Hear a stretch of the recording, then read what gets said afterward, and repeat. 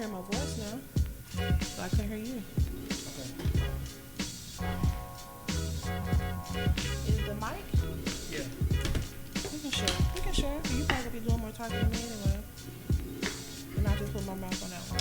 No, it's okay. It's okay. Just use this one.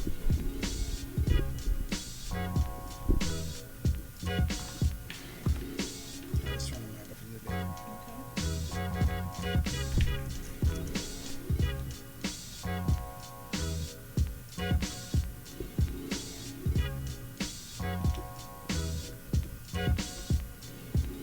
Okay. Let's try this again.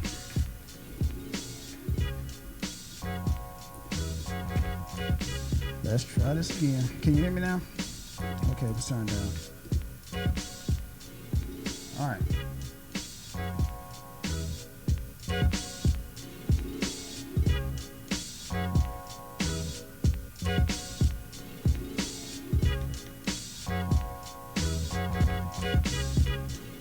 Good evening, ladies and gentlemen. Let's welcome us to another edition of Melanated Thought. I am your host, Radio. And I'm Mimi the lady. And what a lovely lady she is, ladies and gentlemen. Yes. All right. So we got a pretty good show to talk about today, man, because we're going to talk about three things. We're going to talk about mental health. We're going to talk about Coonin, and we're going to talk about being buck broken. Now, why we're talking about those three subjects at that particular time is because of this. A lot of people like to attribute mental health with people as an excuse for cooning and being buck broken. But I beg to differ, and so does my co-host. Yes, I do. Because we just don't think that, there's no excuse for, selling out your own people and who you are and what you stand for. Right. So, anyway, because we already know that Kanye West, or as I like to call him, Kanye West, has put his bid in for the presidency. And to be completely honest with you, he can't be any worse than the fool we got in office right now. Say it. Mm-hmm. Yeah, I know, and that's real sad because we already know he's not qualified to do his job. No. Kanye isn't. Mm-hmm. And then the idiot in chief, who's in office right now, we already know he's not qualified to do the job he's doing, because look at the state of the country right now. Because as of right now, thanks to him, the United States of America is the laughing stock of the so-called free world. Yes, it is. So let's go ahead and get started with this whole thing about mental health. But before we get started on that, I want to take this time out to tell everybody, I'm going to start something new. Well, we're going to start something new because we discussed this before. Books that every black person should read. And no, we're not talking about the Holy Bible, ladies and gentlemen. These are books that every black person should read. Because they're very pivotal, and then they can help us out a whole lot if people actually pick the book up and read. It's one of my favorite books about one of my heroes, the autobiography of Malcolm X. Because for the longest time, there's a lot of folks out there that never knew who Malcolm X was until Spike Lee did that movie. Yes. And I think that part of our history needs to be told. It needs to definitely be one of those things that we hold near and dear to us. But unfortunately, we don't really talk about that very much, and that's cool. But it's all about educating yourself and staying educated. So definitely pick that up if you haven't already done. I first read it when I was like 13, 14 years old, and that's, like I said, it's one of my favorite books. I'll pick that book up right now and start reading it until I finish it. Wow. So yeah, definitely that's one book that everybody needs to read at least once in a lifetime. So the autobiography of Malcolm X, written by Alex Haley, and that's all I got on that. So let's go ahead and get started on the subject of mental health. I'm quite sure that most people out here have at least one person in their family, or past or present, that has mental health issues. I know I do. Mm-hmm. But Maybe we need to talk about what is mental health. What is the definition of it? You got the definition of it right there in front of you, so go around ahead. Okay, I'm going to go ahead and read from Webster's. And it's according to the World Health Organization, mental health is a state of well-being in which the individual realizes his or her own abilities, can cope with the normal stresses of life, can work productively and fruitfully, and is able to make a contribution to his or her community. Right. Now, I just read that, and I also noticed that there are 4 types of mental illness that I never knew about. It's mood disorders, such as depression or bipolar disorder. Bipolar being one that's we're going to touch on a little bit today. Right. Anxiety disorder, I never heard of that one. I have. Personality disorders, I've heard of that one. Psychotic disorders, such as schizophrenia, we've all heard of that one. An eating disorder, personally never heard of that one. And trauma-related disorders, such as post-traumatic stress disorder, I heard that's mostly like with servicemen. Right. What is it, PTSD? Yeah, exactly. And substance abuse disorder. I didn't know that was considered mental. I didn't know that. Yeah.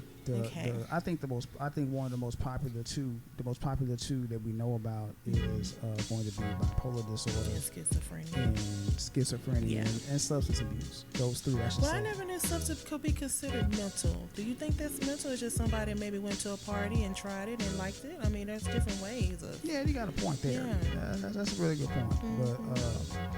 But do you really have to have a mental disorder if you want to smoke a blunt every now and then? I don't really think that's a disorder. I think it's more of a choice. Exactly. I don't know if that's mental. I know a lot of folks that indulge in the puff pass. Right.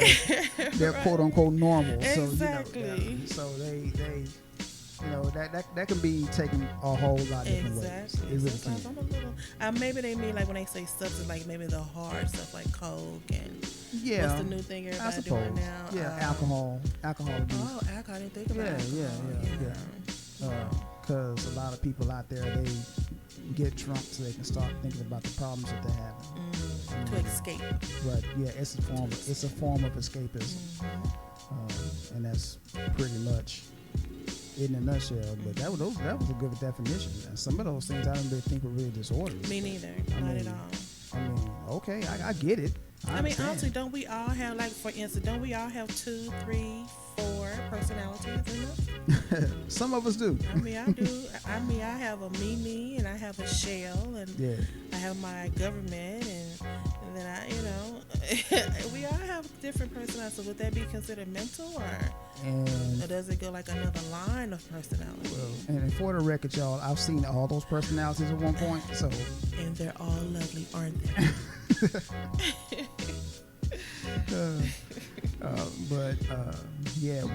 I think so.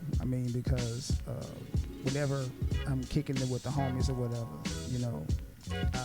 I'm one way, and then when I'm at work, I'm professional. Right. I don't, speak the slang and all that stuff. And when I'm dealing with my clients, that's pretty much business too. I'm 100% professional. Right. So I guess we do have kind of sort of personality disorder. Personalities. We have not necessarily not disorders. No, they're just personalities. Just different ways that different times and different ways that we act. Different personalities for different situations. There you go. That's it. Yeah. That's pretty much it. Yeah. So that's a good way to put that. That's a really good way to put that. Hold on, let me turn your mic up just a little bit. I'll move a little closer. It's no, probably you're good. No. Just you turn up just a little bit, so you're good. Well, let me ask you, personally, what is your quote-unquote definition of a mental health? Oh, man, I think you hit the nail on the head. I don't have to add anything to it. Okay. That's pretty much it in a nutshell. Your mental health is important, and that's the main reason why we chose this subject to talk about, because in the black community it's something that we don't really touch upon quite a bit. We don't touch upon it at all. We try to sweep it up under the rug, because a lot of folks, just like in the movie what is Soul Food? So I just would say Uncle G up in the room. Yeah, and he was up in the room because he had mental issues. So that's pretty much how we keep our people. Unfortunately, we just put them back in their back room, and not to go back in their back room. Correct.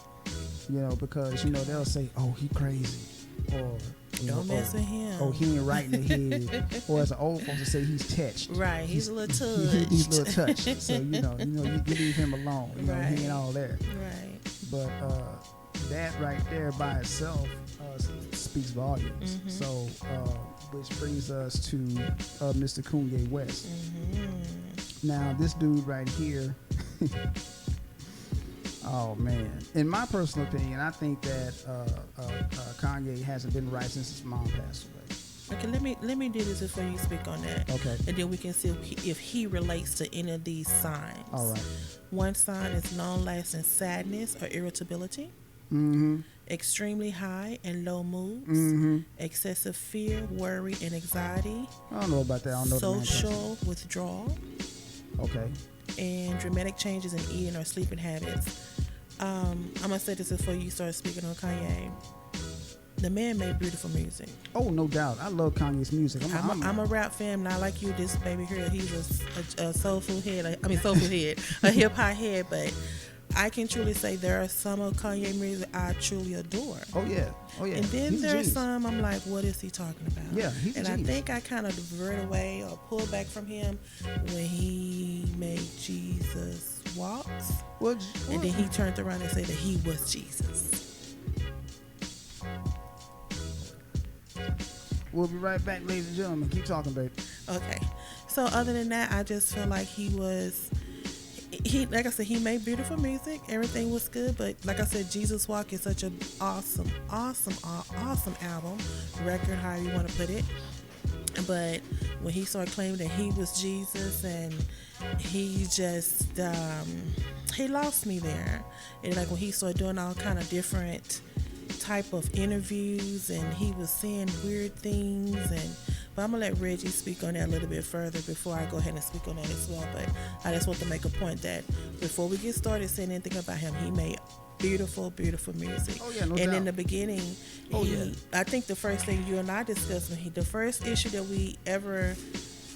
I started saying that he was correct, but everything seemed a little weird when Katrina hit.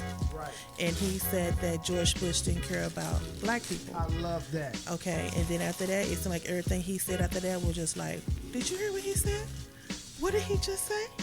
So I'm going to go ahead and let Reggie take over now because he has a different perspective of Kanye West than I do. But yeah, you're absolutely right. he got to the point to where he said some pretty profound stuff, but then after a while, like I said, right after his mom passed away, right after, no sooner than his mom passed away, he came up with some stuff, man, that was completely off the wall. Right.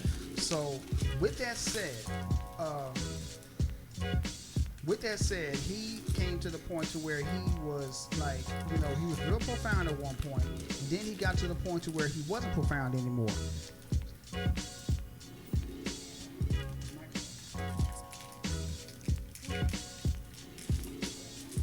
And yeah, he was, but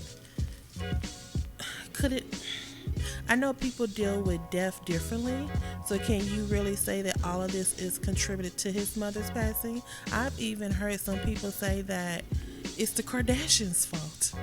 But do we really can you really blame another person for someone's mental state?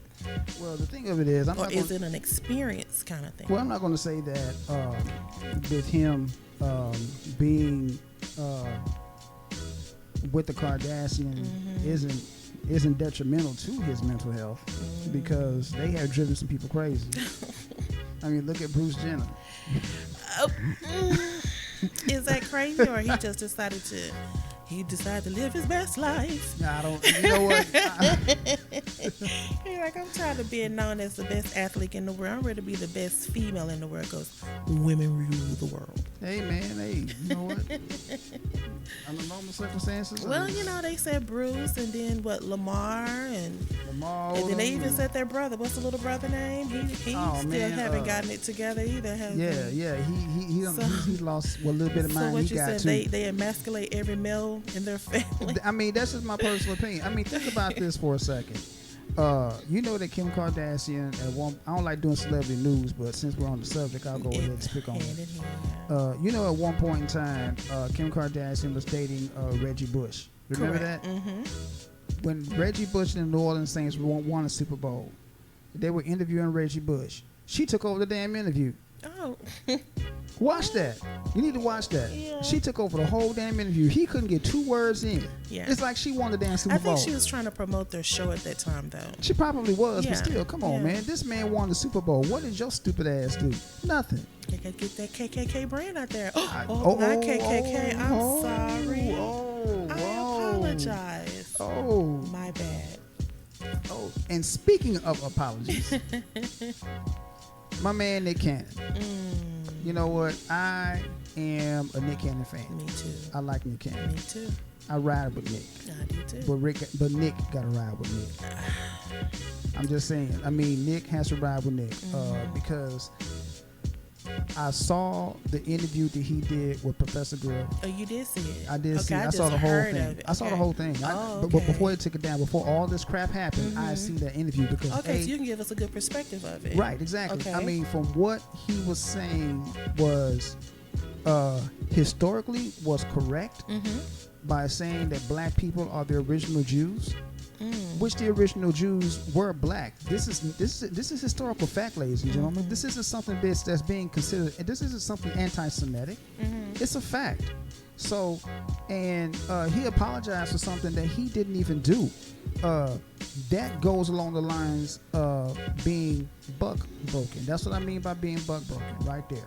Because he's apologizing for something that he didn't even say or do. And that's not fair to him. But which brings me back to my original statement. I ride with Nick, but Nick got to ride with Nick. So what do you mean? You think he did it to appease the masses? That's exactly what he did. Nick got a taste of what Hollywood politics is really about. That's pretty much it in a nutshell. Just because you're in Hollywood, don't be under the illusion of inclusion. Plain and simple. Nice. Right. You can't do that because, like, the second you start being, the second you start thinking that you're part of that crowd, they're gonna snatch the rug right from under your feet, and you're gonna fall on your ass. Yeah. Ask Michael Jackson. Oh. That's a prime example right there. God bless the dead. Yes. You know, ask Bill Cosby. He'll tell you flat out. You know, so. Well, who successfully recovered? I think in a way they tried to do our boy Dave Chappelle like that, but Dave Chappelle got he shook him a little bit before they even got to Dave him. Chappelle was smart. But then look how they did Kevin Hart. But do you think Kevin Hart has recovered from that little incident? Kevin Hart, again, that's when they buck break you right there. They buck broke Kevin Hart. They told, I mean, there's not a comedian on this planet that hasn't said something about homosexual. Absolutely. Not one. Not even a comedian, just a normal person. Thank you, a normal person. Because I know I made fun of him, especially. Not that I'm homophobic, people. I am not homophobic. Don't get me wrong. I am not homophobic. Yes. But because I got gay folks in my family, lots of them. Gay folk, all right. You know, I do. You know, I don't. You know, I'm we all do. Yeah, we all do. And everybody done said something, you know. Yeah. Cause they like I was telling you earlier, like when we was little and we used to play, we were like, oh, forget you, fag. Excuse Right. me, no pun intended, no disrespect to anybody. Right, exactly. But that's what we used to say when we was little. So even though we didn't really know what it was, just something we probably heard thinking it was going to hurt that person's feeling. There you go. Not someone's livelihood or how they relate to themselves. Right, You know? exactly. And even though we didn't know that was a derogatory word either. Right. You know, we were just kids talking. being We were just kids. children talking, man. I mean, Exactly. come on. We were just messing around. Because I remember Exactly. saying my boys all the time, "I'll shut up, fag." You know, or shut up, faggot. You know, whatever. You know, we didn't know. Absolutely. But as we got older, you know, with which age comes wisdom with most of us, not all of us. Some of us, yeah. Exactly. Some of us, you know, with age comes wisdom. So with that being said, we have grown a little bit, a whole lot, some of us. And like I said, I don't have anything against homosexual people, nothing at all. But like I said, it's not. So why do you think Hollywood, quote unquote, made him do such a tap dance? Because like I said, well, and we've had this discussion before too. Two groups of people control Hollywood: Jews, homosexuals. They run Hollywood. You can say whatever the hell you want to say about everybody. You can get on stage. You can say nigga 100 million times. Nothing will nothing will happen to you. No. But the second you say faggot, there's a problem. Or the second you say something about Jews, there's a problem. Exactly. There was a comic. He's a white comedian. His name was Lenny Bruce. He used to talk bad about everybody. He didn't care. He left no stone unturned. And he was really controversial, quote unquote.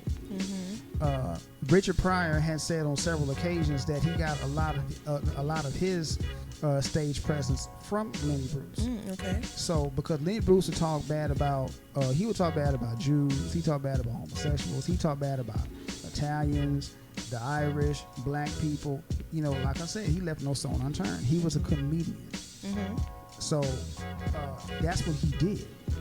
And like I said, there have been several comedians that have talked bad about homosexuals. I mean, you can't be a comedian without talking bad about homosexuals. Eddie Murphy did a lot. You know, but the second Kevin Hart wanted to host the Oscars, all of a sudden, back in XYZ year, you said this about homosexuals. We want you to apologize. Right. So they got Kevin Hart. Kevin Hart apologized. He got butt broken. I mean, I'm not taking anything from Kevin Hart. Kevin Hart has helped a whole lot of people in the entertainment industry. Helped them to pay their bills. And So I'm do not you mad. think he should apologize like Nick Cannon did? No, I don't think he should. So you I think mean, he should have just stuck to your guns. I mean, you got to ride with yourself, man. Plain and simple. I can pretty much guarantee you one comedian I know won't apologize about what he said. That's Eddie Griffin. He will I not haven't heard apologize. that name in a while. Man, I'm an Eddie Griffin fan. Wow. Cat Williams either. You don't think Cap would No, apologize? no. It ain't in him. It's not in him. But I'm just gonna play devil's advocate here. Since he hasn't for some things he said, where is he? Good question. I mean, you know, he's still touring and everything, but So still. are they blackballing? And at the word we use blackballing him as well? I wouldn't doubt if they were. I would not doubt it because he's unapologetic about his, and that's what I like about people like that. You know, same deal with another one of my favorite comics, Corey Holcomb. You know, my God, he's real adamant about what he said. oh yes, he is. So I'm not mad at that brother either. That brother can talk as much as he wants to talk about whatever. He's not going to apologize because that's not how he's built. So. So is it more or less like a pride, or is it a financial? Do you think they apologize so it won't hurt their pockets, or do you think they won't apologize because they prideful what they say? They stand behind their word. Two different things. Well, I think that a lot of them, they're scared since they're in the realm of Hollywood that they're scared that their paycheck gonna dry up. That's just my personal opinion, but. I look at it like this, man. My grandfather told me this a long damn time ago. All money ain't good money.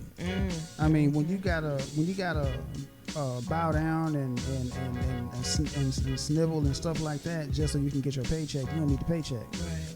So that's just my view on that situation. So if anybody has anything else to add to that, hey, by all means, baby, add to it. If you got something else to say, but that's just my personal opinion. Right.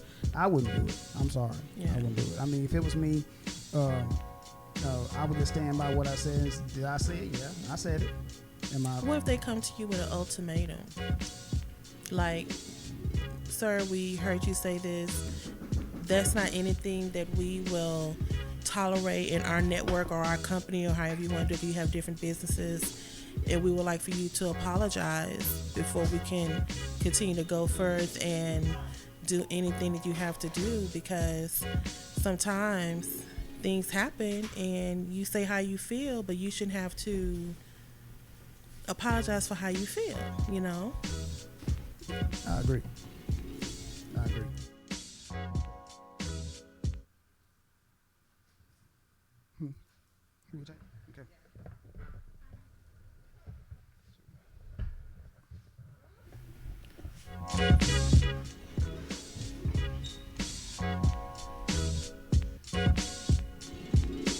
But other than that, we just, I don't know, now you have me thinking, like, I've been known to speak my mind every once in a while, not often. That's a Don't lie. you say nothing. That's a Don't lie. you say nothing. She ain't never bit her tongue for nothing. No, don't believe But that. then it makes me wonder, like, because I've pretty much worked in corporate world all my life, and what if I said something that they didn't agree with, or that they thought was against the code of conduct for their company, but I'm standing true in my conviction when I walk, even though I don't put in tenure at this company. I mean, you know, that's kind of like a catch-22, you know? If it, because you still want your livelihood to be, you know. if it compromises, this is my whole deal. If it compromises your integrity, walk away. I mean, I've been in situations like that before.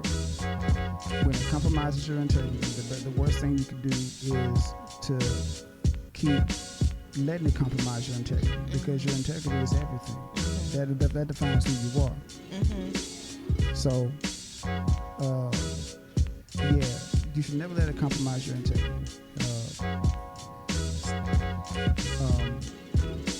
And that's the one thing that most people have to take under consideration, is that integrity thing, man. That's important, because my grandfather always told me, stand on what you say. I mean, if nobody like it, okay, let me keep it moving.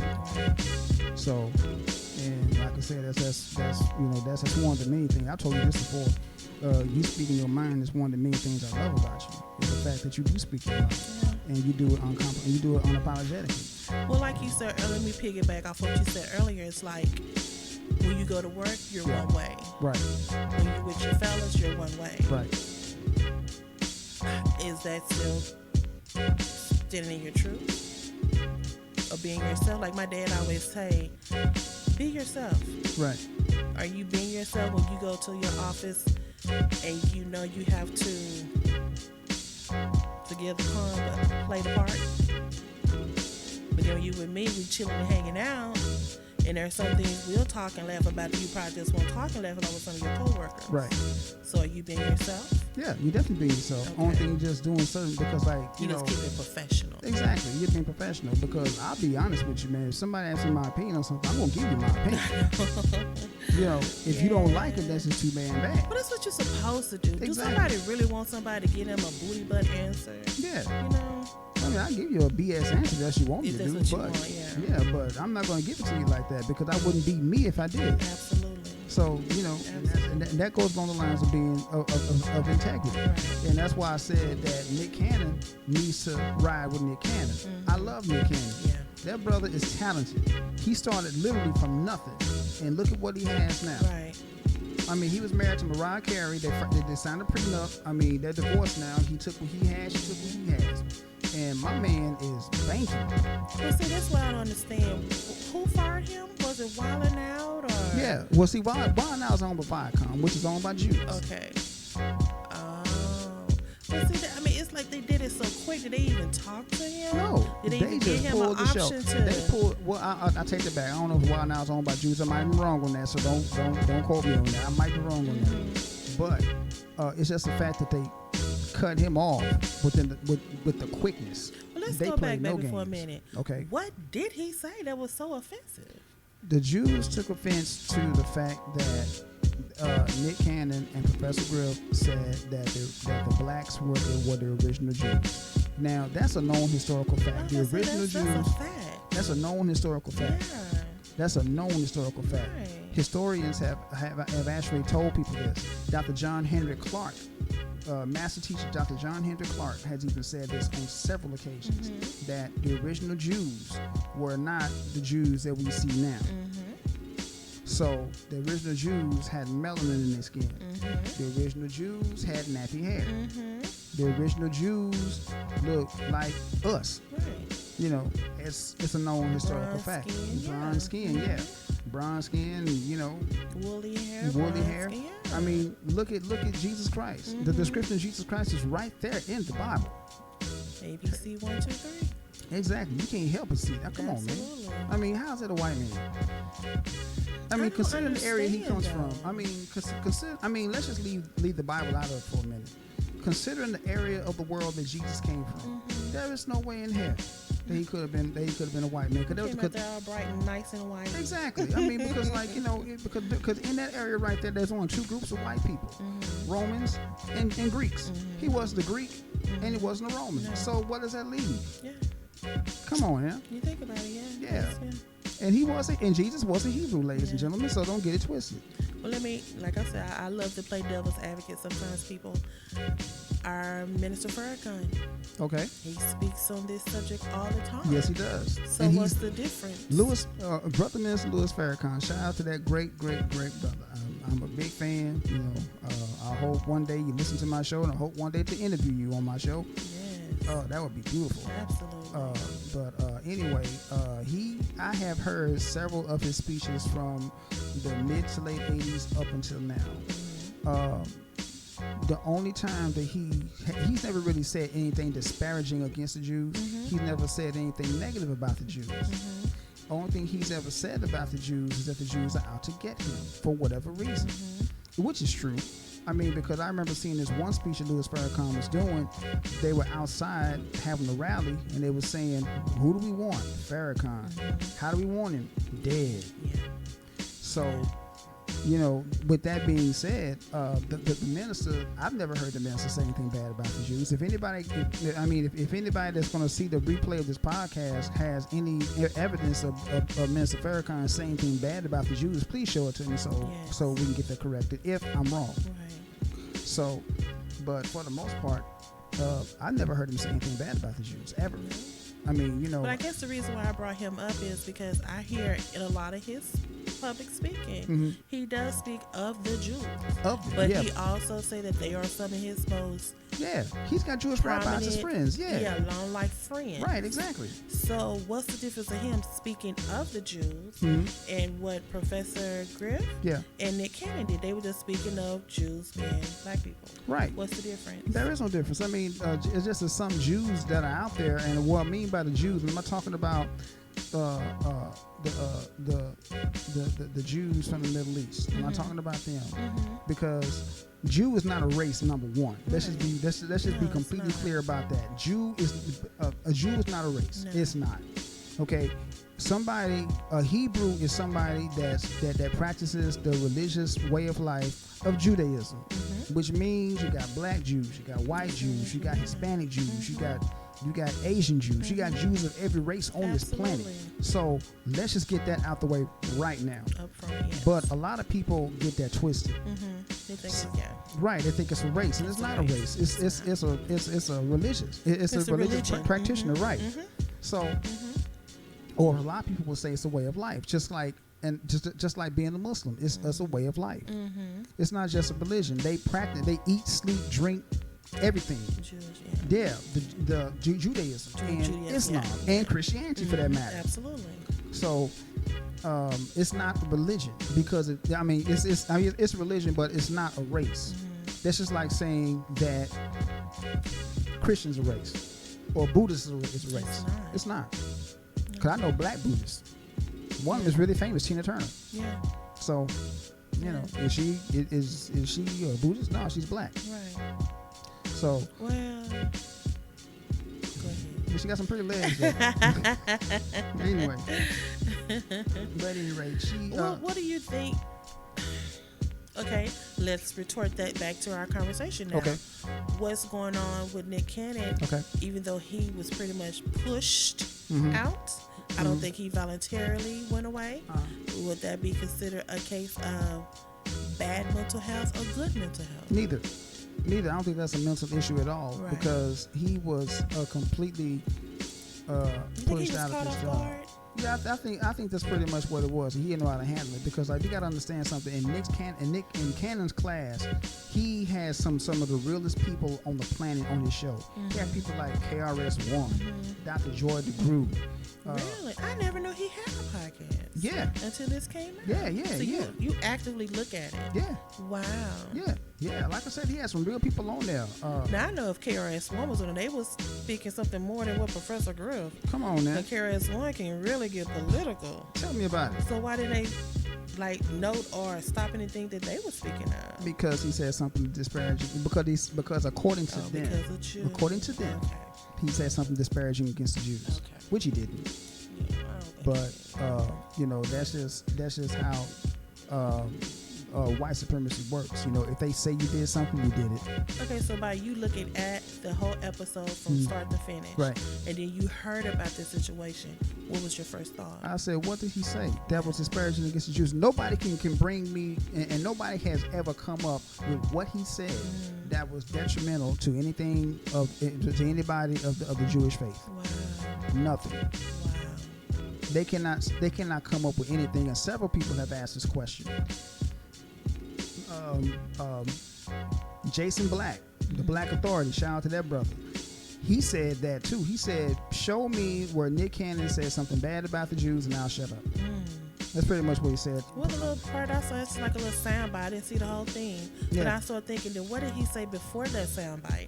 Or what did he say after that? They were talking history. They were basically talking history. That's what it seemed like. That's how what it they were came doing. Off. Yeah, he was giving his That's opinion. what they were doing. Just like when I had Griff on my show a couple of years back. Okay. When I had him on my first show, we were talking history. Mm-hmm. That's what we were talking. Mm-hmm. We started talking history, and he broke down a whole bunch of things to me. Mm-hmm. And so, were you guys talking about Jewish? No, we didn't touch on that subject. Okay. I mean, we probably would have if he had more time, but he was pressed for time because he had something he had to do. Mm-hmm. But the thing of it is, he didn't say anything bad about anybody. Wow. Just like with Nick Cannon, he didn't say anything bad about They anybody. were just speaking their opinions. Yeah, he was just. I mean, with Griff and Nick Cannon, like I said, it's the whole I'm white and I say so. If I say you did this, you did it. There's no question about it. You did it because I said you did it. So, and that's pretty much in a nutshell. And that's why they buck broke Nick Cannon and made him apologize, which I think he should have never done. He should have stuck to his guns. Like I said, Nick should have rolled with Nick. And then his conversation after that is kind of sad. Oh man, it's really sad. Oh man, like I said, it broke him down. Yeah, they broke him down. He's in his 30s. He's a young man. Yeah, he's fairly young. He's not even 40 yet, man. And to be having that kind of thought. Yeah.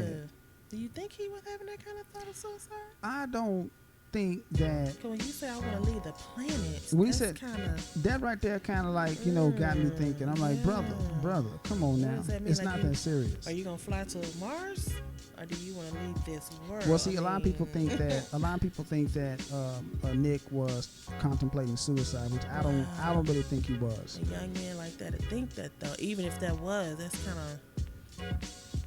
I don't know. That's kind of rough. I don't think he was myself. Yeah, I mean, he's like he's stronger than that. Right. I agree with you on that. I agree with you on that. I think he's really stronger than that. I think like he's you said, stronger. sometimes you got to watch your words. Yeah, you do. I mean, sometimes, a lot of times you got to watch what you say and how you say it and all that good stuff. I mean, that goes with anything. Right. That goes with anything that goes with anything and everybody. Right.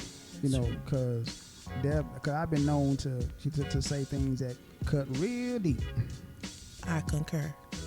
You gotta agree. But yeah, I never realized what I say until, damn, I just say that. Right. And so from experience, I will apologize. I will apologize. So if I'm wrong, I'm sorry. Yeah. But yeah, I don't. You gotta watch what you say sometimes. But okay, just say, devil's advocate here again. If he had just gotten because even after he made that thought, he reverted back around and make it seem like we as black people, quote unquote, his words, not mine, right, was giving him a hard time too. No. So were we giving him a hard time because he apologized? That's exactly it. Because and he thought that was a hard time. That's exactly it. I mean, that's the main reason why black people were quote unquote giving him a hard time, because he apologized for something he didn't even do. Right. I mean, that's my only problem with Nick Cannon is the fact that he apologized for something he didn't even do. Yeah. So I mean, as a man, you gotta stand by what you say. Mm-hmm. I mean, he should know that he's a father. So you should always tell your children, you stand by what you say. Right. And that's pretty much it in a nutshell. And I think that's the problem with a lot of people whenever they were talking about when they talk about Nick Cannon, is the fact that Nick Cannon got a ride with Nick Cannon, which is what I said in the beginning. Nick Cannon got a ride with Nick Cannon. Right. I mean, I love the brother. I wish him the best, man. Of all, I wish him the utmost success, because the brother has been successful so far. So yes, he has. To be a young man like that, and he has 3 or 4 shows on the same time. Yeah, man, come on. The brother is going. He's working, man. and plus he just got his degree. Yeah. But you know what's so funny? Even after this, he met with a Jewish rabbi, I believe. Yeah, he did. And now he's taking classes. Yeah. So it's like he's taking the steps, even if he said something wrong, he's taking the steps to, I guess, atone for what he said, or get more aware or more knowledge of it. Right, I guess. right. That's so exactly is that a good thing too? Well, that's a good thing too, because I'm the kind of person, and you know this for a fact yourself. You know, if I don't know something about something, I'm going to research it first. Absolutely. So, and I think that's pretty much what he's doing. He's researching it. For himself? For himself. Or for the masses? So the masses can see him doing it? I think it's a little bit of both. Okay. I think it's a little bit of both. I think he's doing it to appease the Jewish community, and he's doing it to appease himself. I wonder the rabbi that he had a conversation with, didn't he do an interview after that? I don't know. You know what? That's the one Nick Cannon show I haven't seen yet. Yeah.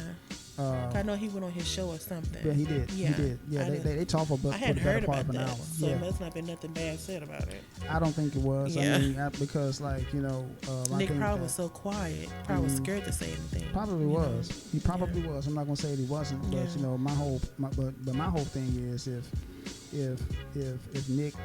they forced Nick to apologize, man, you know, that was just wrong. Nick should have just stuck to his guns. On so many levels. Man, you know, and I think that's the main reason the main thing that people have against Nick is the fact that he apologized for something he didn't even do. Because, like I said, when I heard that he apologized, I'm like, what, Nick? You didn't say anything wrong, brother. Right. But that's the thing that got to me. Right. Was the fact that he didn't say anything wrong. Now, if he had said something wrong, I'd be like, okay, Nick, yeah, okay, you apologize, man, because like, you know, you was wrong when you said such and such. Okay, so now let's get to Kanye West, because Kanye West gave a presidential, I guess, address, and I guess he was announcing his presidency. He announced his presidency. He said something negative against the ancestor Harriet Tubman. Yes, he did. And that's what I want to speak on. Kanye. I mean, you know, of all the dumb things to do, you don't talk bad about Sister Harriet. That would get you an ass whooping. Literally. I'm just saying. But you already said what, slavery was a choice? Yeah, he said, yeah, that's the first thing he said that was stupid. And now this. He said that Harriet Tubman didn't really free the slaves. He just basically took them up north so they can work. So they could work for white people. Yeah. Which wasn't no black businesses open at that time. That's what we had to do. That's what they had to do. Yeah. But the difference is, but technically was free to do it though. Exactly. That was my whole point. Yeah, they was free to do it. They did on. Hey, it's okay. Yeah. You said the point right there. You said the whole point right there, and that's beautiful. Yeah. So he was right in that sense. Yeah, they did work. They did go work for white people. They didn't have a choice. Right. At that time, they didn't have a choice. Right. That's what they if didn't have a choice about. And sleep, they had to. Yeah, they had to work, but they got paid for it. Exactly. I was just gonna say they got those coins. There you go. They got that paper. Yeah, they got paid for it. So is that a choice too, Kanye? Exactly. Were they was supposed to get paid for it? Come on now, say that, baby. I don't know. I'm asking because I don't know. It make you wonder, why would he say that? And what education did he? Where did he get that? That's what I would like to have a conversation with him. Kanye, if you can't call into the show, please. Seriously, I would like to pick his brain. I would love to hear his thoughts on this situation. Absolutely. Too, because, like, you know, when he said that, man, I want to just pull him through the computer screen and give him a good thrashing. Man, 1, 2, 3. So you know, it was. Wow. That was completely unnecessary. You talking? I think I look at CNN all the time, and I believe Don Lemon. I think it was Don Lemon, but one of the reporters interviewed one of Harriet Tubman's ancestors. Right. And it was a woman. I can't remember her name, but she was devastated. Of course, she was devastated. They're talking about the person that to tarnish her legacy like that. Really? To make it seem like, I guess, is that a way of saying that Harriet Tubman was a slave master? Was that a way of saying that? Or was she a traitor? He said that without actually saying the actual words. That's what I'm saying. You might as well just say, just like you said, stand in your conviction. Right. Be yourself. If you felt like that's what she was, he should have said that. Yeah. Because the way he said it was so negative. Yeah, exactly. And it can be twisted so many ways. If he meant it another way, he should have said it that way. Yeah, I agree. Yeah. But you know, that's Kanye for you, man. You know, dumb shit can come out of his mouth no matter what. But then, like you said, if you're speaking your mind, is that really mental health? Good question. I mean, you know, because I have heard, like I said, this is just me talking. I've always said that Kanye wasn't right after his mom passed away. I've always said that. Yeah. You know, I mean, nothing against who he married. You marry whoever the hell you want. Absolutely. I was just going to say it has nothing to do with them. You marry whoever the hell we you were just want. having fun then, but yeah. Right, exactly. You marry who you want to marry, man. And that's your business. I ain't got nothing to do with that. Right. Whoever makes you happy, man. And then he went in on her. That's all I just been say. You know, he can, but he said some derogatory things about her too. Exactly. So it's like, is he happy at all? That's a good question. Is he happy with his ethnicity? Is he happy with his race? Is he happy with his wife, his marriage, his life? Is he 100%?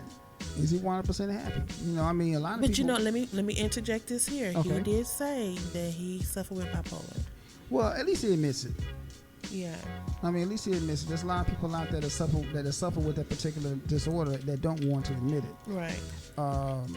There was, for the longest time, there was some people saying, I think it was Robin Givens that said that Mike Tyson suffered from bipolar disorder. The reason why he used to beat her up, which I thought was a bunch of bull.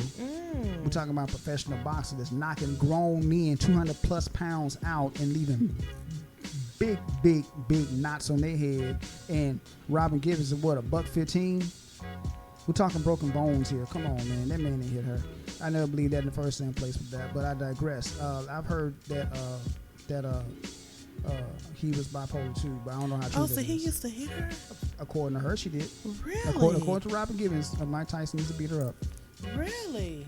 According to Robin Givens. That. Well, I know they both did an interview when they was married. I think it was 2020. Yeah. And she was dogging him so bad. Oh yeah, right. And why he was right and he there. was just sitting there like a little child almost. Yeah. Like, I remember that interview.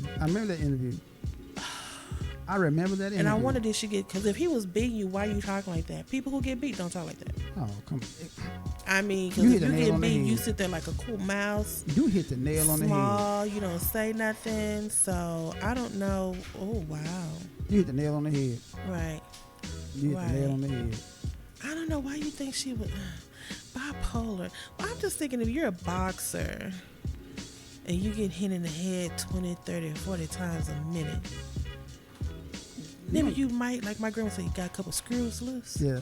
But does that constitute you being called bipolar? Like I said, I never believed he was bipolar in the first place. I mean, you know, Mike Tyson is just Mike Tyson. Thank you. So other than that, I don't know. I guess we all have definitions, our own type of definitions of what bipolar is. But if you read the definition, what I'm doing here is pretty much the same consistency of mental health. Okay, it is. It is definitely a mental issue. It's definitely a mental issue. And it's something a lot of people really can't handle. I mean, if you're on the outside looking in, it's a very, very difficult thing for people to take to manage and handle. It really is. I mean, because like if you're with somebody and somebody you care about has this mental disorder, it's difficult for you. It's very difficult to deal with. It really is, from what I understand. I've never experienced it myself. But well, I have said you must be bipolar by the way they was acting, but I was just saying that because they were getting on my nerves. I'm just gonna keep it 100 right now, but not to know if they have been medically diagnosed with it. Could they have one attitude this hour, and then the next hour is this? I'm thinking, okay, what is this? Well, what the problem is? Yeah, but I heard that it's really a serious disease. That's what I heard. I mean, an issue. It's a real major issue. Yeah, I've heard that too. And it's kind of hard to love, because they don't trust people. No, they don't. And they have a hard time communicating. Yeah, they do. And they turn into themselves and they beat themselves up. And, by law, I think they're trying to make bipolarism, yes, that is a word, bipolarism, a disability. They should. So if I just go down, just act crazy, then I get a check. How do they know how to diagnose it? Do you have to be medically diagnosed with it? I think you have to be medically diagnosed with it. That's just that's severe for you to be getting a disability check. Right. Wow. Right. So that means you must just cannot cope with society on no levels that you can't even get a job. Right. Wow. Or if you do get a job, you can't hold one down very long. I don't know. That's serious. It's a very serious thing, which is why I want to talk about this. That, and we got a lot of people out there that have bipolar disorder. Case in point, Kanye West. Why do you think it's such a stigma? Why people talk about it like it's like this scary thing, but you don't have nobody going out for it please forgive me, people. I'm just gonna speak my mind right here. You don't have much research on mental illness or bipolarism. It's like they have with HIV, right. or how they have with cancer, Mm-hmm. or either diabetes. You see all kind of research for different things, but you don't really see that many walks and cancer research teams and different what they call them fundraisers and for bipolarism and mental health. You don't see that. Is it because they don't really know what it is? I think that's it right there. Yeah, you know, you have the cancer walk, and you have the diabetes, or you have the MS walks and all that. You have the bike rides, the 401k, the 5K runs, and, and the big benefit dinners, and all kind of athletes giving their money, charity events. Right. But you don't see much on mental health until here recently. I must admit, like in the last 2 or 3 years. But it's not much information. Cause like when I was trying to prepare for this show, I didn't find a lot. Well, I didn't find a lot of information. Like I said, you know, especially in the black community. I mean, it's always been around. You think about it. Oh, yeah, it's we always just been didn't around. know what to call it. It's always been around. It's been around since day one. I mean, we just didn't know what it was. I think we call it, you know, she crazy. Exactly. That's pretty much it. No, we used to say, you know, they're a little slow. Well, that. Yeah. They might say they're a little slow, but, you know, I've seen some bipolar people, man, that were intelligent as hell. So, you really can't say that. The only thing you got to do is watch what you say and do around those people. Right. You got to literally walk on eggshells around them. Yeah, exactly. That's what it was. Yeah, you do, because like they might be up 1 minute, and you say or do the wrong thing, they could snap. Severely depressed the next. Right, exactly. Yeah. So we get. You be wondering, what did I say? What did I do? You're like, dang, we know. Did I say something wrong? We were just laughing. Say or do something wrong? You know, we were just laughing and yucking it up. I mean, come on, what's the deal? Absolutely. Well, do you think, is there anything that we can do as a society to get this more awareness out about it? Just keep talking about it. Yeah. That's the only thing we can do at this point. Just keep talking about it. Would it be an embarrassment to admit that there is someone in your family? I don't think, like, if I have somebody, like I said, I know I have some mentalness in my family. Like I said, we just call them crazy. Right. But if they've been medically diagnosed with it, should people be ashamed to say that? Or to even admit themselves, I've been diagnosed with a mental issue? You know what? Would you be ashamed to say that? Probably not. No, I mean, probably not. You know, if I have a mental issue, I would have to tell people flat out. You know, hey, this is. You wouldn't think they'll judge you or want to not be around you? Oh, you're gonna get judged no matter what you do. You're gonna get judged no matter what you do. Right. So you could be walking down the street, you know, whistling "Nearer My God to Thee," and somebody start judging you. So hear him over there whistling to us. Yeah, exactly. Yeah. So nothing you can do about that. You know, you're gonna get judged no matter what. But the only thing you can do whenever you get judged is just don't let nobody talk to you like that. Right. I mean, just say, hey, it is what it is. Right. You don't like it. My situation. I'm aware of my situation. Yeah. You know, keep it moving. So, you know, that's all you can do at that point. Right. But to answer your question about the only thing we can do at this point is to keep talking about it, raise awareness to it. Yeah, because like in the black community, it's a big deal. It really is.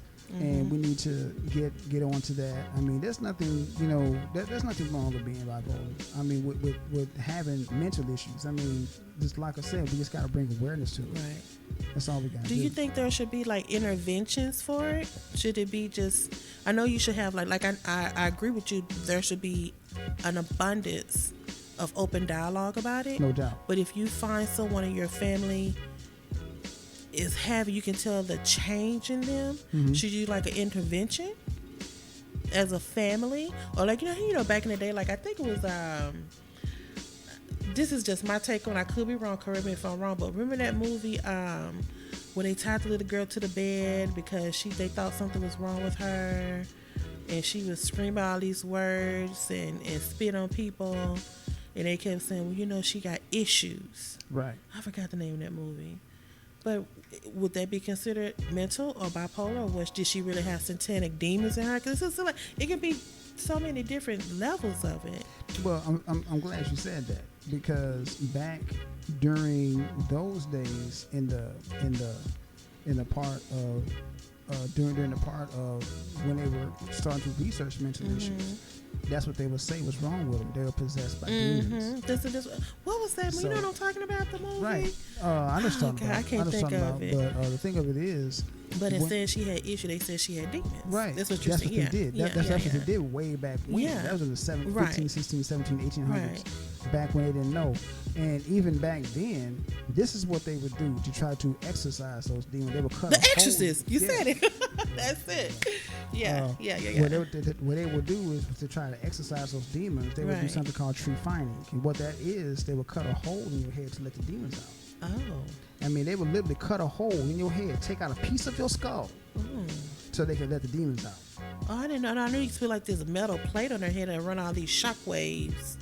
But I didn't know they actually did a cut. Yeah, they would cut a hole. So what, they supposed to seep out through the hole? Yeah, demons supposed to come out, exposing your brain, mind you. And go where? And to let the demons out. That's how they used to do that. That's how you used to do it. Well, I guess if they didn't know, they thought they was on the best They didn't know at that thing. time. Yeah. So at that time, they didn't know. They didn't know what it was. You know, so if you start complaining of hearing voices and stuff like that, you better keep it to yourself. They'll literally cut a hole in your head. So. Oh God, think you the devil's little sister. Exactly. Exactly, man. Wow. It's just wow. It's just so much. It's like so many ways. Like I said, it's always been around, but I guess we never put a label to it or even put a voice to it to now. Right. Yeah. Yeah. That's pretty much it in a nutshell. We have to, like I said, we have to get back to what we were talking about. Yeah, we have to start bringing more awareness to it because with the way things are going right now, it's a very important thing that it's very important for us to do that. It really is, to talk about those things. So now you want to move on to the big subject? Let's go talk about it, man. We're going to speak on Coonin. Oh, my favorite subject, Coonin. Coonin. Now, I did my little research on it because I didn't quite know that there were so many variations of it. Oh, yeah.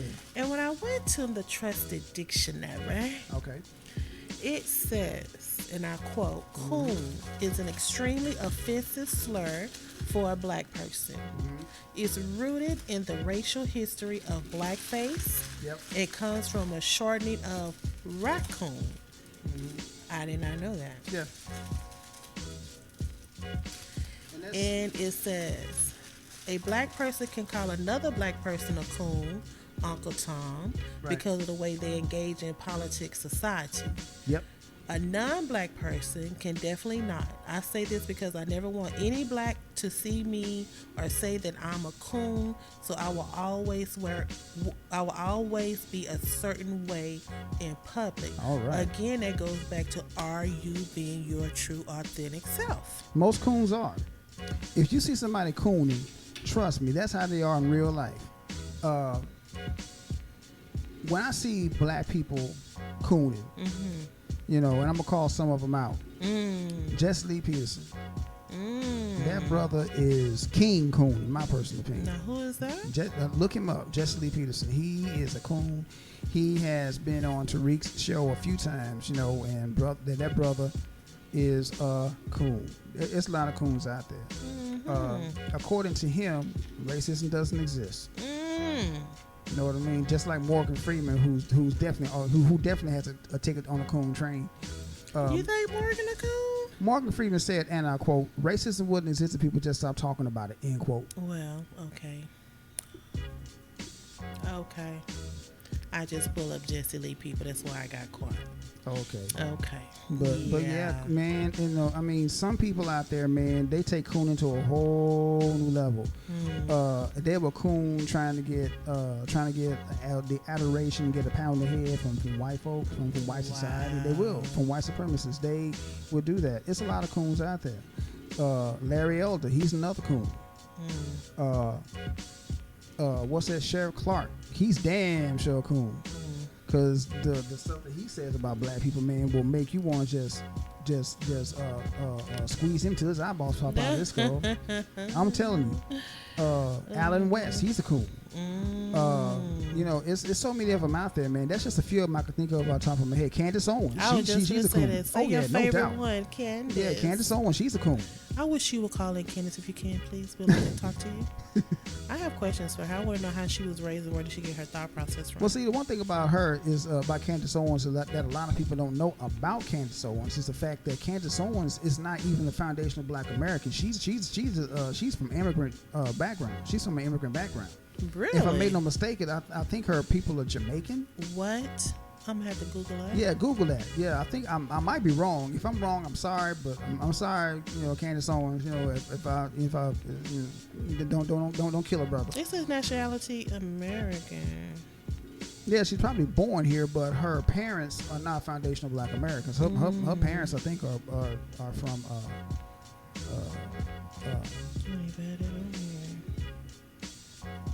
From Barbados or something like that. Really? Something like that. They're from so maybe that's where she, because their thought process is totally different. Way different. Well, I'm not gonna say all, but not all of them are totally different from like American. Right, exactly. I used to go to college with a couple of Africans and Jamaicans. Oh yeah. And they used to say all the time, "You guys are so lazy." Oh yeah, I've heard that several times. You have every opportunity. No disrespect by marking them, but I'm just saying, you have every opportunity in the world. You won't take advantage. And it used to make me look like, what are you talking about? I'm in college just like you're in college, so how am I lazy? But yeah, they used to think we as born here citizens are so lazy. Until they get a taste of their racism, then they change their tune. So, and I've always said that. I have always said that. I'm like, okay, yeah, well, you can say we're lazy all you want to, but get a taste of their racism, I bet you will change your tune. And they always do. Because I'm like you. I bumped into a whole bunch of different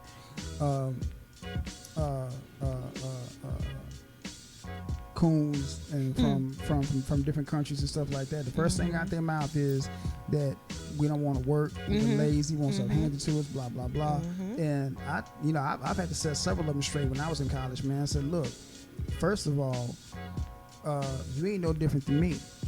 Let's just be real, because like the second you got off that plane or boat or whatever hell you got off of that, you ain't nothing but a nigga to the rest of people. That's all you are. You're just a nigga with a funny accent. Because if they look at you, they gonna put you in the same category as me. The only way they gonna tell your difference till you open your mouth, right? And they hear my country twang and your little special dialect. There you go. But if they look at us standing side by side, we gonna be still shipped over to the left in the black category. There you go.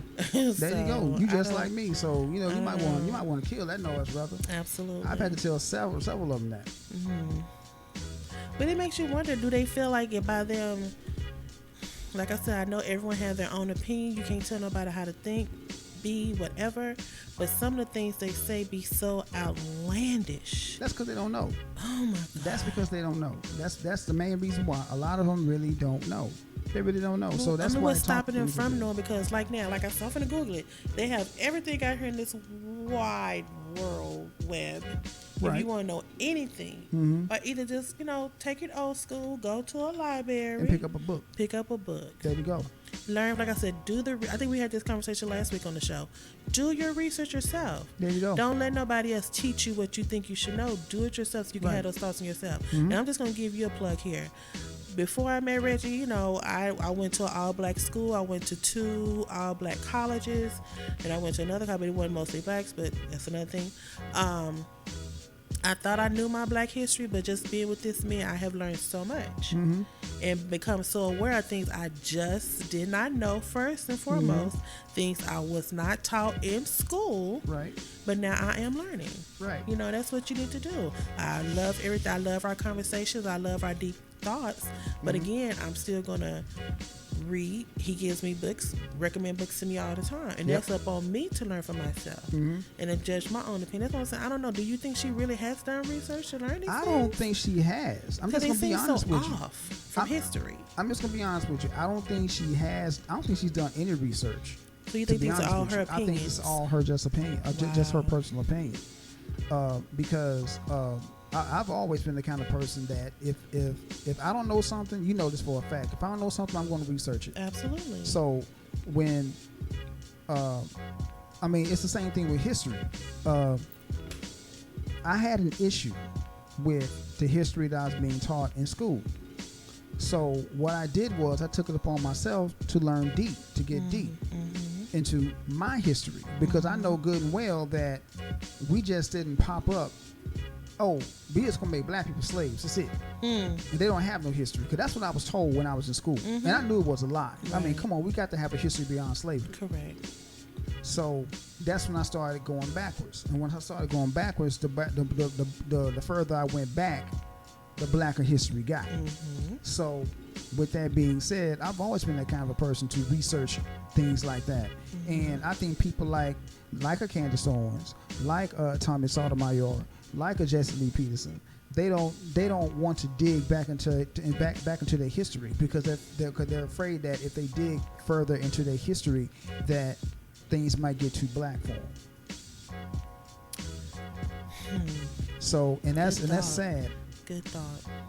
And that's really sad too. Yeah. That's really sad. It is. But I thank you, sweetheart, for giving me that nice little plug. Thank you very much. Absolutely, because I'm like I said, I'm always going. I'm not. I like I admitted to you, like you spoke on earlier. You recommend for the people to go out and read Malcolm X. Right. Knew of him from the little bit they taught us in school. And from the movie Knew Spike Lee of did. him, the little bit that I learned in Black history in college. Because I did take a Black history class in college. Excuse me. Other than that, it was just those little tidbits. And like I said, a lot of people didn't know who Malcolm was until Spike Lee did that movie came out. And when he did the movie, and I was sitting there with my mouth wide open, because I didn't know that he started out that way and ended that way. Right. That's crazy. But A lot of that's how you people gotta don't. do. You gotta read. You gotta read, man. You gotta read. I mean, just like the book I suggested you read, The Color of Law. Right. That opened your eyes to a whole bunch of stuff. Oh yes, it did. So and Yes, that's did. pretty much what you need to do. You need to do that and expand your knowledge of what you already have. Expand upon what you already have. So, but back to Coonin. A lot of these folks. Naming some more names right Oh now? no! I'm done now. You sure? I'm positive. I We ain't talked finished. about one that kind of touched your coat a little bit. Hey man, I'm good. You sure? I'm good, man. I'm good. I'm not gonna name no more names on the Coonin subject, and I'm good on that. But they know who they are. I ain't gotta explain. I ain't gotta explain it to them. But and Coonin, man, it's a really big problem. It really is. Let's go back in history a little bit. Let's go back to the Haitian Haitian Revolution. Back then, this is what. Let me make sure I got the name right. Mackendall. This is what Mackendall did. They all went back to the swamps, and they started talking and planning what they were going to do so they can get themselves free. Because they knew if they went back in the swamps, and they knew that white people weren't going to follow them in the swamps. There's too much stuff out there that can hurt them. It's too much stuff that they were scared of. Black people weren't, because in reality, black people are more in tune with nature than white people are. We always have been. Intuitive. Researchers, explorers. Yeah, exactly. Explorers. We're more in tune with nature. Right. We don't want to conquer nature. We say nature's over there, we're over here. We cool with nature. Nature cool with us. Right. Right. But anyway, he went back to the swamps, and the first thing he did was all the French collaborators. We're gonna take them out, because the second they get an opportunity, they're gonna sell us out, and what we doing, what we did, and what we're going to do is going to be for naught. Right. So the first thing they did was they rounded up all the coons, all the collaborators, killed them. That's when, and then they said, okay, now we got them out the way. Now we can start this revolution. Wow. And to this very day, the Haitian Revolution, or as white people will call it, the Haitian Massacre, because a whole bunch of white folks got killed. The Haitian Revolution is the most successful slavery revolt in the history of the world. Wow. See, history. Didn't know that. Yeah. Didn't know that. Yep. Wow. So that's what my next question was. So white people can be coons? I'm quite sure there's some white coons that white folks will deem a coon because they sold out the white race for whatever reason. Sold them out for black people? For whoever, not necessarily just for black people, but for anybody. But mostly for black people, of course. So because like for some reason or another, we're the dregs of humanity for some people. The epitome of it all. Huh? Oh yeah. We're just so evil. Excuse me. Wow, that's crazy. Oh, I yeah. had never heard that. Oh yeah. That's the Haitian Revolution. there's a movie out. What's a documentary? One of the last ones that Tariq Nasheed did. Shout out to that brother. Called 1804. I actually have it, so we'll have to sit down and watch it together one weekend so you can see what's up with it. Absolutely. But yeah, it talks about this. It talks about this in great detail. And on top of that, I had read several books on this thing about the Haitian Revolution. But Mackendall was one of the ones that pretty much started, him and Jean-Jacques Dessalines, and the one that everybody knows about, Toussaint Louverture. So Denmark Vesey, he was over there too. He did his thing too. That's just a few of the people I can think of right top of my head. But there's been several people in that particular mode, and I was want to point that out because that's what they ended up doing. They got rid of all the Coons before they got rid of anybody else. Because think about this: every successful, every revolution, every revolt that has ever been done in the United States, it was taken down by the Coons. They would go back and tell the master, said, "Look, Nat Turner coming over this way. This is where he is." Yeah. That's how Nat Turner got caught up. Because he got sold out. He got sold out by his own. There you go. Wow. There you go. That's how Nat Turner got sent up because of that. Okay, that makes sense. Yep. And again, I asked this question: why do you think they did that? Were they jealous of Nat, or they thought they had it good on Master's land? Why? Well, see, here's the thing about it. Back then, there was this thing out called meritorious manumissions. What that is. A white slave owner would free a black person if they did one of these things. One, if they did something that made the master money. Yep.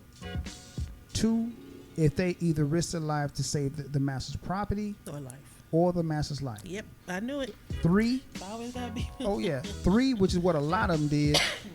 Tell on somebody trying to escape. Oh yeah, there go that pimp game. Yeah. Oh my God. Snitch. Are you serious? In other words, snitching. Snitching. Which is why to this very day, black people frown upon snitching. Snitches get stitches. Exactly. You know the saying. I ain't got to repeat it. You know the saying. So but that's the reason why they was trying to get meritorious manumissions. Yeah. So seriously, that's why Nat Turner got caught up the way that he did. It kind of sounded the same thing with Harriet. I think a lot of other people sold her out too. Some people tried to sell Harriet out, but think of it this: Harriet knew who was going to sell her out and who wasn't going to sell her out. So she would always. That's the awful part. You know the person is going to do it. Like if I didn't know, I'd be like, who did that? Who did it? But now if you know the person, that's even worse. That's just like Brother Minister Louis Farrakhan. He knows he's got some people in there in his organization that's going to snitch on him. Wow. He knows that. He knows he has agents in the Nation of Islam. He knows that. And I wouldn't doubt if he knew who they were. I'm just being honest. I wouldn't doubt that he knew they knows who those people are. So in a situation like that, you ought to go to them and say, okay, I know what you're here for. I know what your next step going to be. Right. We're just going to go ask you to go ahead and leave. Yeah. Exit the building. That's what a smart person would do. But I think that Brother Minister is trying to see what they're going to do. I guess this goes back to the Bible. Look at Jesus. And Judas. Oh, Jesus knew Judas was going to sell him out. He knew that. How can you sit there and break bread with You saw break bread with me. You washed this man's feet. I mean, come on, man. And Jesus pretty much gonna betray you. Jesus pretty much said, he told him flat out, and you come on, you read the Bible. Absolutely. One of y'all gonna sell me out. One of y'all gonna dime on me. And he the man went, no, brother, not me, Jesus. Come on, Jesus. I'm gonna be right there with you, my Jesus. man. Or as they say in the hood, Jesus, you my nigga. Exactly. Come on, man. But from the cradle to the grave, Jesus. For sure. From the womb to the tomb, Jesus. Come on, man. This man, you brother. That's him right there. Yep. He got on the white shirt with the sandals. Yep. He came. Yep. They were walking in the street. They were walking in the damn street, and he said, "Whoever I kiss on the cheek, that's the man you need to get." He went up, kissed Jesus on the cheek. They arrested him. So anyway, how would you feel if you knew that? You knowing James will walk in here in a minute and just rat me out, and I know he is. Yeah. You gonna sit here and wait for James to do that? You gonna go ahead and leave the premises? I'm gonna leave. I'm out. But that's just me. Me being me, I'll probably wait. You know Because I'll what? probably say something. They be like, James, I know what you're here for. Have see so we can talk. I probably would say something. I really would. Yeah. Let him know you're not doing nothing I don't know about, brother. Yeah. Right. And I've been knowing you've been doing it for a while now. Right. But I was just waiting for you to come in your sense of being and your sense of self to know this is my brother. Precisely. Why my sister wear less, but why am I doing this to her? Precisely. I don't think I'll let you walk away like that. I think I'll stay. Or you can't give it up. But before the popo come, be like, okay, I'm out. There you go. There you go. Had to give you a piece of my mind, but I'm yeah, out. Exactly. Oh my God, that has to be like a hard. That's got to be the worst thing. Yeah. That's got to be the worst thing in the world to deal with, man. Somebody gonna sell you out. Okay, so if in all the histories of Coonin, do you think any of it has been justifiable? No. I mean, Coonin in general is never justified. I'll give you another prime example. The Black Panther leader, Fred Hampton, he was sold out by Coonin. He was sold out. They shot him in his. They got him in his sleep. Look up Fred Hampton. I forgot the guy's name, but he was sold out by Coonin. Wow. He was sold out by Coonin. I think he sold him out for $350. What? I think that was it. I know, like, whatever time or frame or era that probably seemed like a lot of money. It was in the 60s. But now when you say it now, it don't seem like pennies. That's exactly what it is. It's pennies to us now, yeah. but still, yeah. But back then, that probably was a lot of money. That was a lot of money back then. But, that was Fred Hampton, though. But, Jeez. Man, that right there, and he was one of the leaders that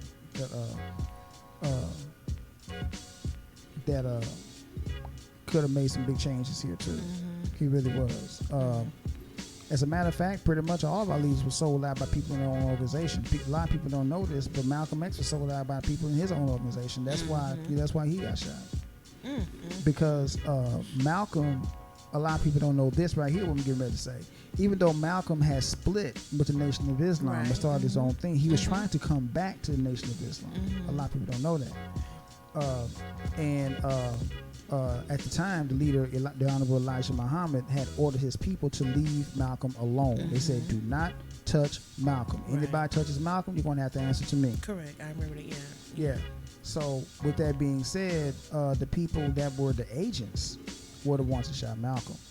Because Elijah Muhammad knew he had agents in the organization then. Just like Louis Farrakhan knows now. He knew then. And as a matter of fact, every black organization that we've ever had has been infiltrated by people that didn't do us any good. Marcus Garvey's organization, the UNIA, it was infiltrated by coons. They brought it down from the inside out. Wow. And that's what they're trying to do with the Nation of Islam right now. Same deal with the whole Black Lives Matter movement. I was just going to say, we just spoke on that last week. Yeah, we spoke on that last week. And you said with them merging the cars, it's going to be someone. It's going to be somebody out there. Yeah. Sad. Yeah. That's really sad. Well, you and I spoke about this morning. So what's the difference between an Uncle Tom and a coon? Let's speak on that real quick. Yes, please. A lot of people get the term Uncle Tom mixed up. I mean, if you have never read the book Uncle Tom's Cabin by Harriet Beecher Stowe, you should never ever call somebody an Uncle Tom for this simple reason right there. For this simple reason right here. Uncle Tom wasn't no snitch. If you read the book, there's a character in the book, I cannot remember her name. She had a child. She had a husband and a child. Her husband had went up north because he was already a freeman. Okay? And she had a son. And her master at the time had sold her son to somebody else. She escaped with her son. Okay? Now, they had sold Uncle Tom to somebody, and Uncle Tom was on this ship, and there was ice on the river. Uncle Tom actually saw this woman crossing the river, risking her life to save her child. The slave catchers were looking for her. So, with that being said, Uncle Tom saw, and he could have sold him out right then and there, but he didn't. Right. He played like he didn't see nothing. Now let's speed up a few chapters in the book. Two female slaves were getting ready to escape. I think the slave master's name that owned Tom at that time was Simon Legree. I think that was it. I might be wrong. And Simon Legree had, and that slave owner, I'm just gonna say, because I can't remember his name, but that particular slave owner had two really brutal slaves. One was called Sambo, one was called Quibo. Sambo and Quibo. Those two female slaves had escaped from that particular ruthless slave owner. Uncle Tom knew where they were and knew where they had went. Simon Legree told Sambo to beat Uncle Tom and make him tell them where those two slaves were. Uncle Tom refused. Right. They beat Uncle Tom to death. Right. So when I hear people say, "Oh, he's an Uncle Tom," I'm thinking like, "Oh, he's a hero." Right. Exactly. That's what Uncle Tom was. Exactly. Yeah. Yeah. So, but so people need to get the story straight about Uncle Tom, you know, because when you call somebody an Uncle Tom, that means you calling somebody a hero. Because I remember one time back when Colin Kaepernick was doing his thing. Shout out to that brother. Amen. When he was taking a knee during the national anthem. Right. I had got on my Facebook feed and I said Colin Kaepernick is an Uncle Tom. People started trying to hand me my head. And so I told them flat out, not knowing the truth. Exactly. Oh, yeah. And so I clapped back at him and said, "Have you read the book Uncle Tom's Cabin?" They said no. And I said, "Well, then shut the hell up talking to me." So because they didn't know that Uncle Tom was actually a hero, which he was. He was a hero. People have to actually read the book. Wow. Read the book before you start calling somebody an Uncle Tom. That goes back to do your research. Right. Do your research. Don't just say somebody's an Uncle Tom just because somebody said Uncle Tom's a bad word. Because it's not. Right. You calling somebody a hero. That's what Uncle Tom was. So, you know, a Coonin and Uncle Tom are complete opposites. Totally opposites. Completely. Even though people try to lump them together, right? It's totally opposite. It's completely opposite. Completely opposite. Completely opposite. Because Uncle Tom didn't snitch on nobody. He adhered to the no snitch rule. So there's that. So people do your research, people. There's so much history we need to know that's been told us that is totally wrong. Exactly. And I think another reason why that they equate Uncle Tom with being a sellout is because white people feel like that Uncle Tom betrayed them for not snitching. So that's why the whole thing about Uncle Tom became a negative connotation. And did you know that Uncle Tom's Cabin was inspired by the real memoir of Josiah Henson, who was a slave, and that was actually, he was actually a slave. Yep. Yeah. Oh my goodness. Yep. Wow. Never knew that either. Yep. A lot of just thought it was a little ditty that the white man used to call us, or what. Black people were sitting around, the slave was sitting around talking about, you know, he Uncle Tom, he sold our kunta, you know, something like that. Right. Not knowing it's totally opposite. It's completely opposite. People have to, it's like you said, people got to do their research. They got to actually read. And I've told people this several times over. You got to actually read the book in order to know that. So, and I've read the book. I read it in high school. Harriet Beecher Stowe wrote the book. Right. That's so, what So yeah, definitely. You got to read the book, people. I mean, so she must have sat down and just let him tell his story to her. Pretty much, and of course she took poetic license with to add a few things here and there. But yeah. Unbelievable. Yep. But y'all just like we talked about that this morning. What's the difference between the two? But people think they're the same. They're not. They're not. Get it, people. Get it. Yeah. Get it. Okay. Good subject, babe. Definitely. I guess we need to wrap this up. We've been on here over an hour. And that's cool. Wow. That's all good. I'm like that. But so much to say, because like I said, if we could just get some kind of, I don't know, what can we do as citizens, Americans, to get more awareness of? Like I said, I have seen it more prevalent now.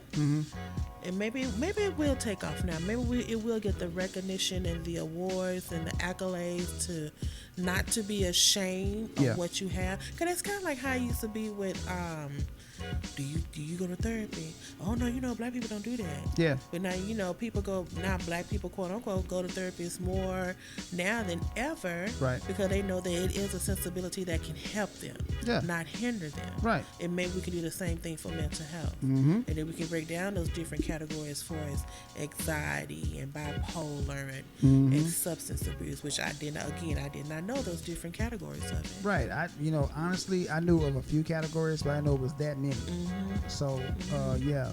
As long as we keep bringing awareness to that situation, talk about it more. I mean, that's the biggest thing. We need to talk about it more, because a lot of times people don't want to talk about their mental state, because I just use me as an example. Whenever certain subjects come up, I don't want to talk about it, because I don't want to go back to the state that I was in when I was going through that particular moment in my life. You don't want to relive it. Exactly, I don't want to relive it. Right. So if I say, you know what, hey, I really don't want to talk about it. Trust me, I don't want to talk about it. There's a reason for that. Nothing against the person I'm talking to. It's just that I don't want to talk about that, because I don't want to go back to that, to that mind state. Because if I think about it, I might regress back to that depressive mind state. And I don't want to do that. So, but yeah, we all go through things, man. It's always best to talk about it. Therapy does help. I will tell people that. Here are some suggestions for a positive mental health. Talk about your feelings. Right. That's what you just touched on. Keep active, exercise, eat well, avoid alcohol. Yeah. And they just said that was one of the mental issues. Yeah. Now they're saying avoid it. Yeah, alcohol. A lot of people don't know this about alcohol. Alcohol is actually a depressant. Yeah, it really is. So it'll numb you. It numbs you. There you go. Exactly. It numbs you. It says stay in touch. Keep in touch with your friends and your family. Just let them know that you are okay. Right. Get help. Go to see a therapy or a therapist. Take time for yourself. Take a trip. Go on a walk. Do things you're good at. Like as far as you are such an artist. You have different categories of artistry. So do things for yourself. Self-acceptance. Never think that you're less than anyone. There you go. That's the number one thing right there. Yeah. Because like I always tell people, I know I'm cute. If nobody else is cute, I know I'm cute. That's what's up. Because I ain't going to nobody. You got to at least admit it to yourself. If nobody else think I know I do, And then care for others. You have to have a caring heart. Yeah, definitely. You have to. Definitely. I mean, you can't go through this world without caring about something. And I agree with all those things. Or someone, yeah. I agree with all those things, man. I agree with all those things.